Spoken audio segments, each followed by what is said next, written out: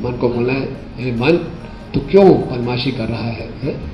केवल एक दिन की तो बात है जब मुझसे ये आशा रखी जाती है, अपेक्षा रखी जाती है कि एक एकादशी से पूरे साल की एकादशियों का फल मिल जाएगा, तो मुझे रखने दो, शट अप, ओके, चुप हो जाओ। हरे कृष्णा। आप सब भक्तों को पांडव निर्जला एकादशी की बहुत बहुत शुभकामनाएं।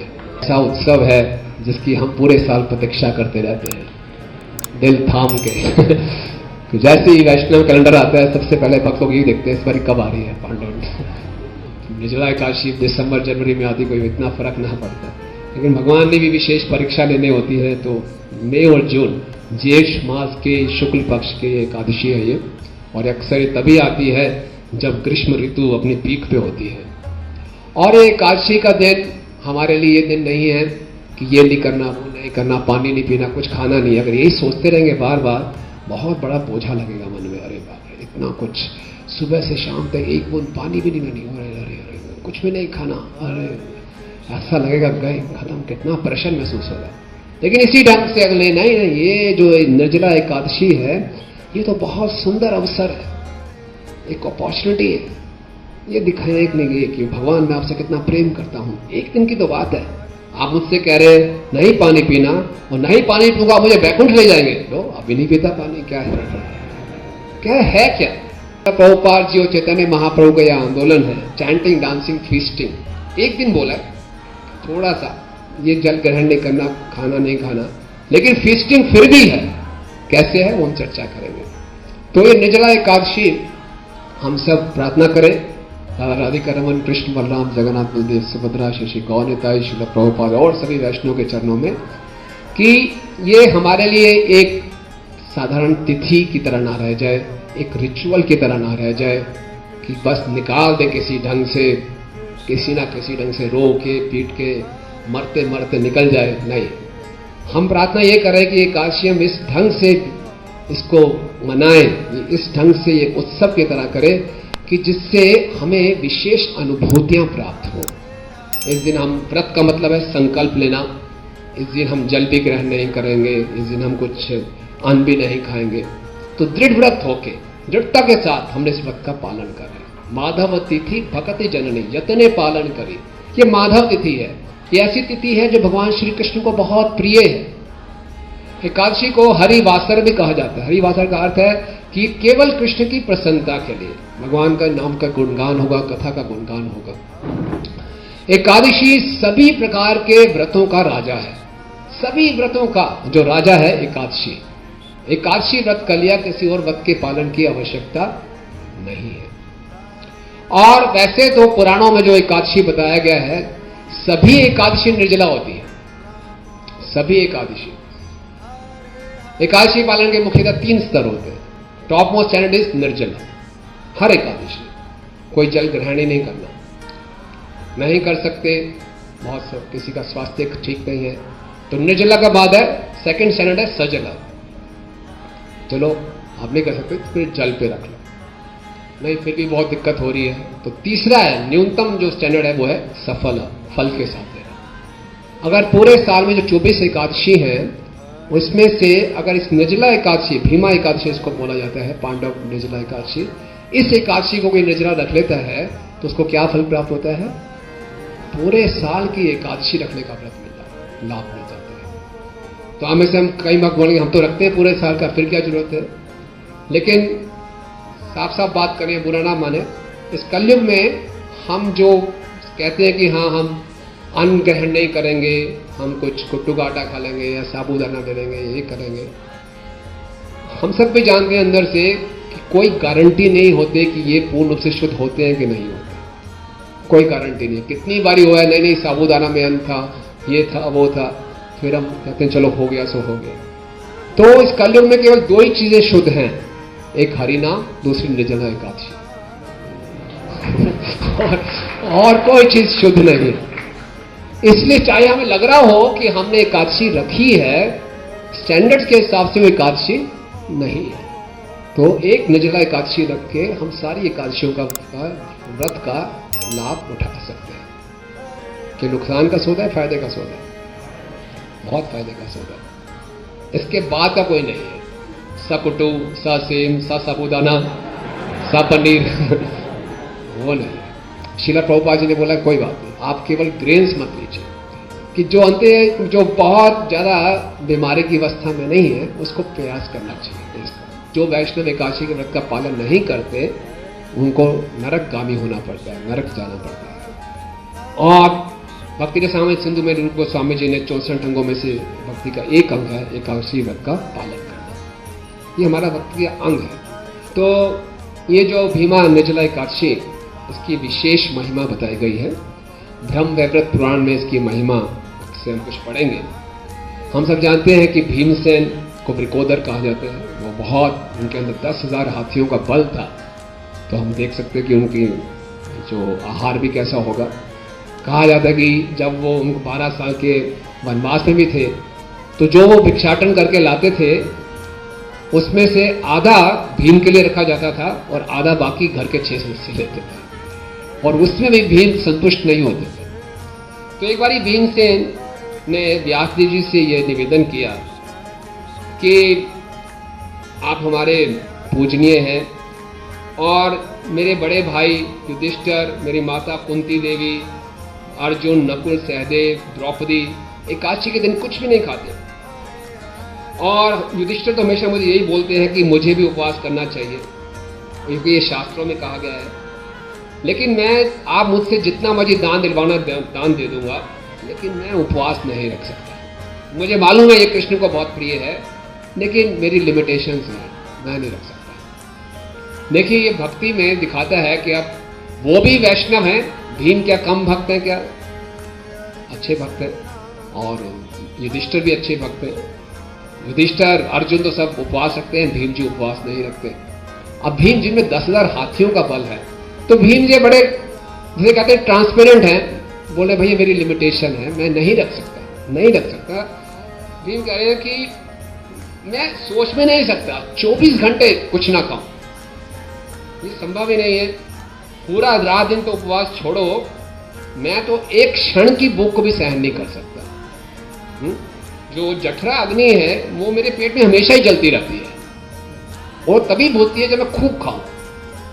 तो मुझे कोई ऐसा तरीका बताओ जिससे मैं नरक जाने से बच जाऊं। व्यासदेव जी ने बोला देखो, सभी शास्त्रों का यह निर्णय है, एकादशी के दिन खाना तो नरकगामी बनाओ। जब भीमसेन जो ने यह सुना, इतने विशाल काय भीमसेन व्यासदेव जी की इस बात को सुन के एक पेड़ की पत्ती की तरह कांपने लगे। ये भक्त लोग अगर शास्त्रों के विरुद्ध जा रहे तो डरते हैं, और व्यासदेव जी बता रहे हैं कि ये तो कोई उपाय है नहीं। बेचारे कांपने लगे और बड़ा निवेदन किया, चलो एक ऐसा उपाय बता दो, खाली एक व्रत बता दो बस, ऐसे 24 एकादशी नहीं होंगे।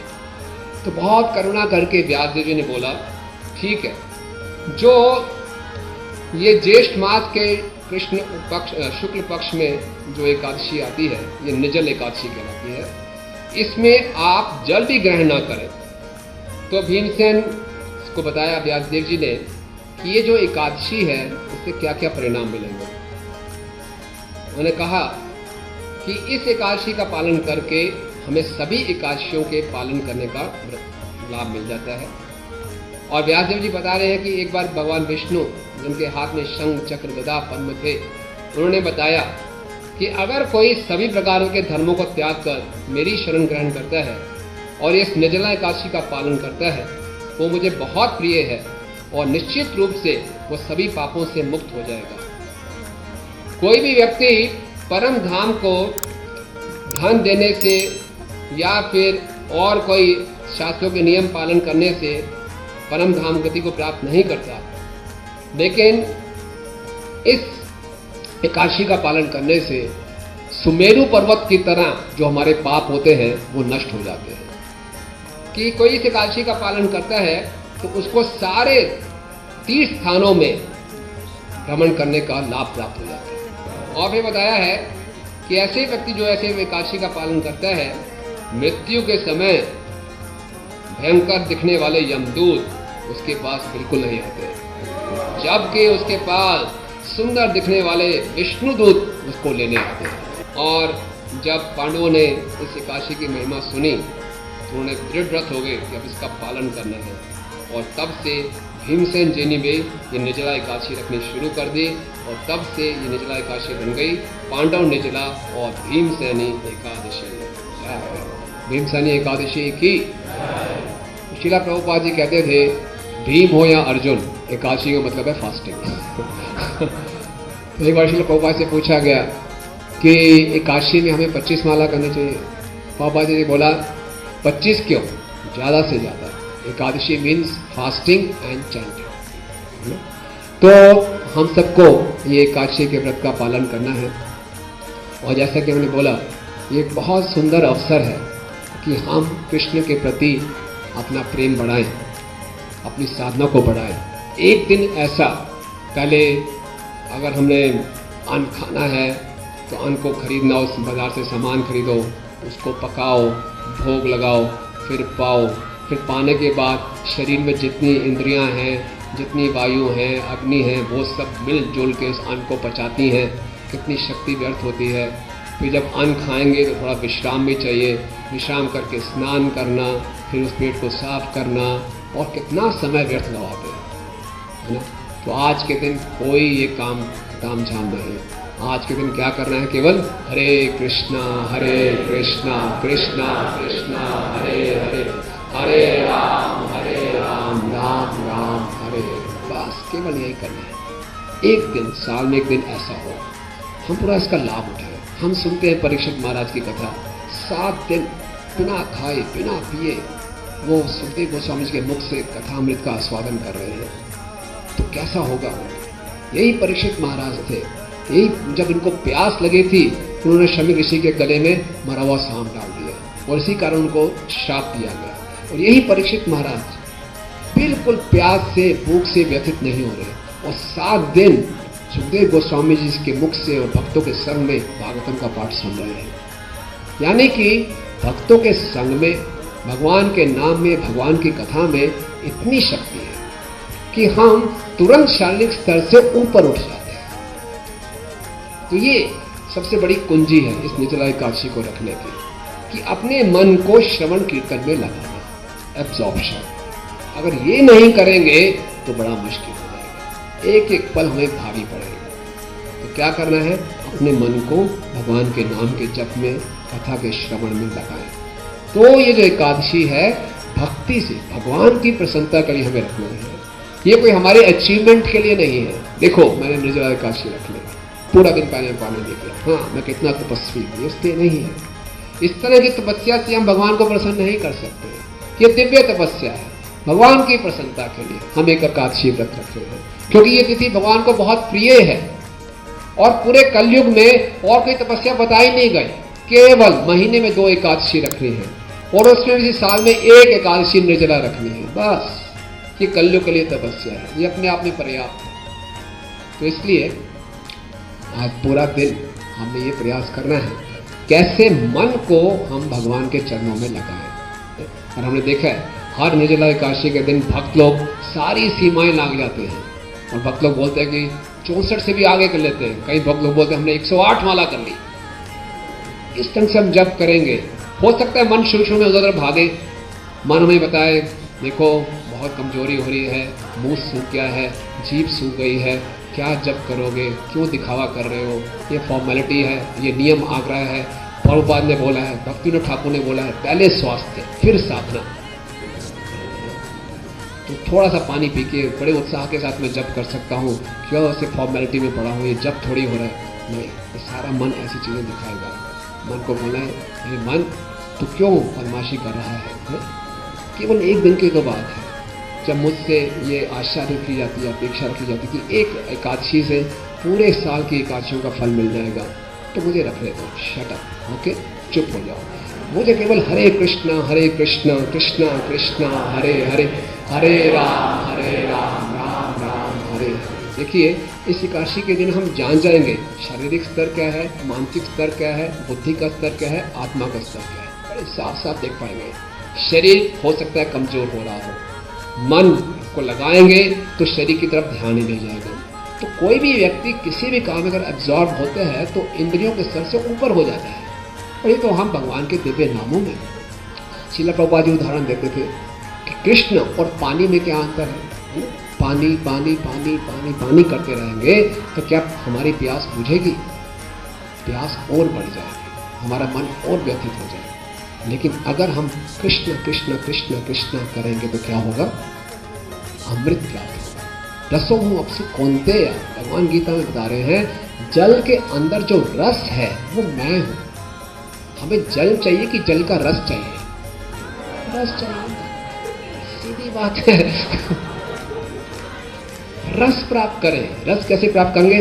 कृष्ण कृष्ण कृष्ण कृष्ण हरे कृष्ण कृष्ण कृष्ण हरे हरे, हरे राम राम राम हरे। बताओ, रस ही रस मिल रहा है, रस ही रस मिल रहा है। इसलिए रूप गोस्वामी कहते हैं मैं नहीं समझ पा रहा कि दो शब्द कृष्ण ये कितना अमृत उत्पन्न कर रहे हैं। आप पानी की बात कर रहे हो, अमृत ही अमृत, रस ही रस।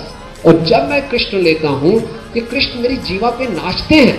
और जब कृष्ण का नाम मेरे कर्णों के द्वारा प्रवेश करता है तो हृदय के आंगन में नाच के सारे मन और इंद्रियों को अपने वश में कर लेते हैं। और क्या चाहिए? तो इसलिए मन जहां इधर भटके, क्या करना है इसको? हरे कृष्णा कृष्ण कृष्ण हरे हरे, हरे राम राम हरे। एब्सॉर्प्शन। फिर थोड़ा मन हो, कोई बात नहीं, हमारे कृष्ण कॉन्शियस में बहुत वैरायटी है। भागवतम खोलिए, भागवतम के 12वें स्कंद में बताया गया है द्वादशायाम एकादशायाम व श्रवणान आयुष्मान भवेत् पठ्यन्त्य पठति अंशना प्रयता पूता भवति पातकात्। इसका अनुवाद है जो कोई इस भागवत को एकादशी या द्वादशी के दिन सुनता है उससे निश्चित रूप से दीर्घायु प्राप्त होती है। और जो व्यक्ति उपवास रखते हुए इसे ध्यान पूर्वक सुनाता है वह सारे पापों के फल से शुद्ध हो जाता है। भागवतम पढ़े और इस एकादशी के दिन हम जो कार्य करेंगे उसका अक्षय लाभ प्राप्त होगा, अव्यय लाभ प्राप्त होगा। वो लाभ कभी क्षय नहीं होगा। एकादशी के दिन गीता का पाठ, भागवतम का पाठ और साथ साथ में शास्त्रों का वितरण। किसी ब्राह्मण को हम भागवतम का दान दें, गीता का दान दें, उसका जो लाभ प्राप्त होगा अनंत गुणा लाभ उसका बताया गया है। तो अपने मन को हमने एब्जॉर्ब करना है कृष्णा कॉन्शियसनेस में। ये आज हमारा एक जिसे कहते हैं विशेष अवसर हमें प्राप्त हो रहा है। हम ये सोच लें ओहो बर्डन है ये, तो ये नहीं करना वो नहीं करना, हम फंस जाएंगे। एकादशी हमारे लिए बर्डन नहीं है, ये हमारे लिए अवसर है। एकादशी रख के हमें बड़ा लाइट महसूस होना चाहिए। सुसुखम कर्तुम अव्ययम। इस व्रत को उपवास कहा जाता है। उपवास का अर्थ क्या है? कृष्ण के पास रहना, है ना। और अगर इस ढंग से हम अमृत का आस्वादन करेंगे, कृष्ण के नाम के अमृत का आस्वादन करेंगे, कृष्ण के कथा अमृत का आस्वादन करेंगे, तो ये फीस्टिंग नहीं होंगे। फीस्टिंग है कि नहीं? It is feasting for the soul. ये आत्मा के लिए फीस्टिंग है।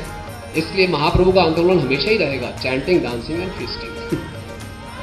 शरीर की जो फीस्टिंग है ठीक है, उससे भी आत्मा को संतुष्टि मिलती है, लेकिन हरि नाम हरि कथा का आस्वादन करेंगे तो पूरा ये आत्मा के लिए फीस्टिंग है। तो चलिए आज हम इस स्तर पे, आत्मा के स्तर पे आकर इसका करने का प्रयास करेंगे। शिला प्रभुपाद अपनी अंत्य लीला में जब वृंदावन में थे तो प्रभुपाद कुछ भी नहीं खा पा रहे थे, फिर भी भक्ति चारू स्वामी महाराज और उपेंद्र बहू प्रतिदिन उनके लिए लंच बनाते थे और बहुत बड़ी थाली में लंच लेके आते थे। प्रभुपाद दूर से कहते थे 500 बोलते सब भक्तों के लिए फीस्ट हो जाती थी। सब लोग बोलते मुझे ये चाहिए, मुझे पूरी दो, मुझे हलवा दो, मुझे गुलाब जामुन दो। तो प्रभुपाद ने देख लिया, तो बोला ये सही चेतना नहीं है। प्रभुपाद ने बुलाया उपेंद्र, बोला सब मिक्स कर, चावल, पूरी, खीर, गुलाब जामुन, समोसा सब मिक्स कर, अब ले जाओ। सब भक्तों के चाहे लटक गए, ये क्या है? प्रभुपाद ने बोला नहीं, कभी भी डिस्क्रिमिनेट मत करो, आओ। फिर क्या हुआ कि तभी जून का महीना है, निर्जला एकादशी है। तो निर्जला एकादशी आई तो भक्त लोग जो प्रभुपाद की सेवा में लगे हुए थे बहुत थके हुए थे, उनको पता नहीं लग रहा था हम कर पाएंगे नहीं कर पाएंगे। बड़ी मुश्किल से उन्होंने निर्जला एकादशी रखी और अगले दिन फिर से लंच की प्लेट लगे प्रभुपाद जी के पास। प्रभुपाद ने फिर बोला ले जाओ। तो इस समय उपेंद्र रो पड़े, प्रभुपाद हम अभी इतने युवा हैं, आप इतनी वृद्ध अवस्था में हैं, हमने केवल एक निर्जला एकादशी रखी, एक दिन का व्रत रखा, हम इस समय बहुत थके हुए हैं, हमारे शरीर इतना कमजोर हो गया और आप पिछले महीने 1 महीने से आप कुछ नहीं खा रहे। तो प्रभुपाद जी ने बहुत अच्छा स्टेटमेंट दिया। प्रभुपाद कहते हैं, I am living proof that soul is not dependent on the body for sustenance but rather the body is dependent on the soul. Prabhupada कह रहे हैं कि मैं जीवंत उदाहरण हूं कि जो आत्मा है वो शरीर पर निर्भर नहीं करते अपने अस्तित्व के लिए, बल्कि शरीर आत्मा पर निर्भर करता है। तो हमको भी ये विश्वास होना चाहिए, कुछ नहीं होगा। नैनम छिन्दन्ति शस्त्राणि नैनम दहति पावकः। एक दिन हम जल ग्रहण नहीं करेंगे, आत्मा में कोई विकार नहीं आएगा, हमारी आत्मा डिहाइड्रेट नहीं होती, कुछ नहीं होगा, हमारा सच्चित आनंद स्वरूप बना रहेगा, बल्कि और निखर के सामने आएगा। उसमें कोई घबराहट नहीं होनी चाहिए कि मेरे स्वरूप में विकार आ जाएगा, बल्कि हम और अपने स्वरूप को जानने की यात्रा में और आगे बढ़ेंगे। इसलिए ये फीस्टिंग फॉर द सोल है, ये वास्तविक आज हम उपवास रखें और सब भक्त एक दूसरे का उत्साह बढ़ाएं। तो एक दूसरे को सहारा देकर बोले कोई बात नहीं, 1 और 11 होते हैं, तो मिलजुल कर हम एक दूसरे का उत्साह बढ़ाते हुए आगे बढ़े। जब भी कोई दूसरा डाउन हो रहा हो उसको बोलो, समझाओ, फीस्टिंग फॉर द सोल है। तो चलो, आत्मा को बहुत खुराक मिल रही है और हम पूरा अच्छे ढंग से कीर्तन करें, कथा का श्रवण करें और कीर्तन करें, तो उससे हम अपने आप को एक पॉजिटिव एटीट्यूड के साथ इस मिथिला एकादशी को देखें।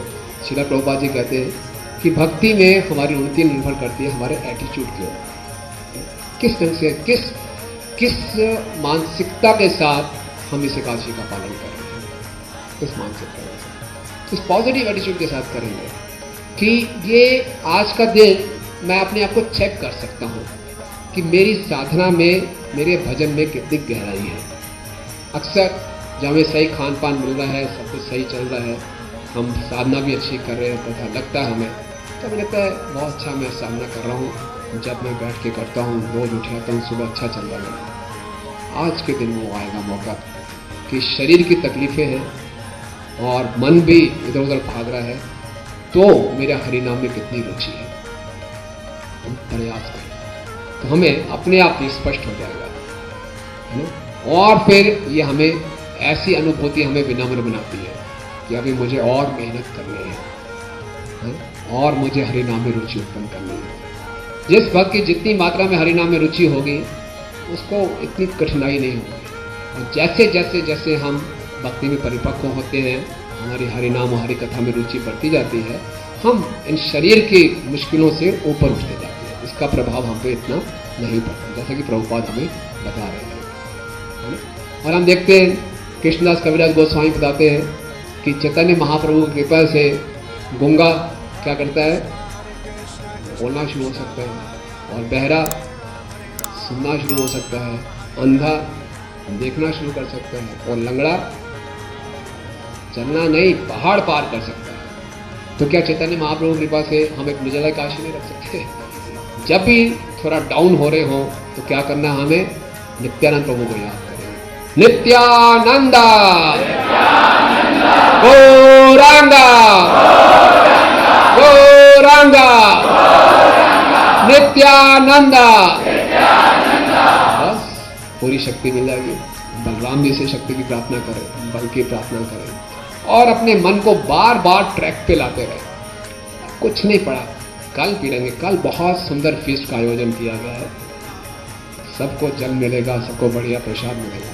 एक कुछ ही तो घंटों की बात है, कितने घंटे लगे। और साथ में हमारी दृढ़ता को देखते हुए सूर्यदेव, चंद्रदेव, वरुण देव, इंद्रदेव सब कॉपरेट करेंगे आज।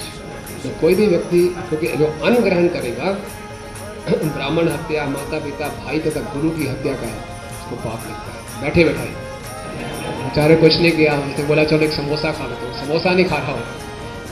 उस बेचारे ने समोसा खाया और क्या कर दिया, ब्राह्मण की हत्या, माता पिता की हत्या, गाय की हत्या, गुरु की हत्या। अरे पता नहीं चल रहा है, ये कर्मों की गति किसी को पता ही नहीं। तभी तो संसार में लोग अज्ञानता के कारण दुखी हैं। ये बताया गया इस महात्मा की पुस्तक में, लिखा गया है जो शुद्ध एकादशी है वो शुरू होती है सूर्य उदय से 96 मिनट पहले, 1 घंटा 36 मिनट पहले सूर्य उदय से पहले शुरुआत है। और सब लोग कम से कम 64 माला करने का प्रयास करें, कम से कम 1-2 घंटे भागवतम का अध्ययन और श्रवण लेक्चर सुने और फिर एक दूसरे के साथ शेयरिंग करें। बस पूरा दिन बड़े आराम से निकल जाएगा और हम लोग प्रतीक्षा करेंगे अगले साल से कब आएगी निर्जला एकादशी। ठीक है, तो हम सब भक्तों का बहुत बहुत धन्यवाद। सब एक दूसरे का उत्साह बढ़ाएं और हम सब प्रार्थना करते हैं कि इस निर्जला एकादशी को हम सही चेतना से इसका पालन कर सकें और ये एक माध्यम बने हमारे भक्ति में अग्रसर होने के लिए, और ये उपवास हो वास्तविक रूप से हम अपने इष्ट राधा राधिका रमन कृष्ण बलराम के ओर अपने आप को समीप पाएं। Hare Krishna. If you like this video, please subscribe to our channel and do not forget to hit the bell icon. So keep on watching more videos to have super blissful life. Stay tuned.